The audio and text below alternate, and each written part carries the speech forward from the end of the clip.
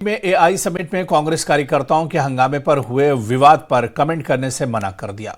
उन्होंने कहा कि एआई समिट सिर्फ एक मजाक है, क्योंकि कई ऐसे दावे किए जा रहे हैं जिनका कोई आधार नहीं है।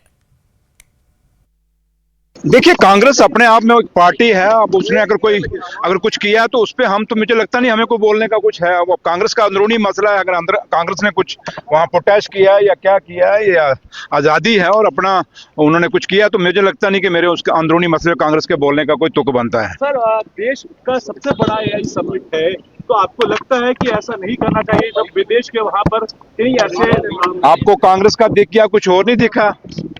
वहां तो एक रोबोट भी था, उस पर सवाल नहीं आपने पूछा। अगर एआई का एक रोबोट, एक चाइना मेड वहां पे आया और किसी यूनिवर्सिटी ने वहां अगर कोई बात रखी है, तो वो भी तो आपको फिर पूछना चाहिए था सवाल। इसलिए इम्पार्शियल होके आप पूछेंगे, मैं भी जवाब दूंगा। लेकिन अगर आप जब मेरे ख्याल कल से वो आर्टिफिशियल एआई का जो नकली चाइना मेड जो रोबोट वहां उन्होंने चलाया और दिखाया कि हमारी यूनिवर्सिटी ने बनाया, गुलबर्गा यूनिवर्सिटी ने बनाया है, तो मेरे ख्याल उस पर भी सवाल बनता है। Thank you.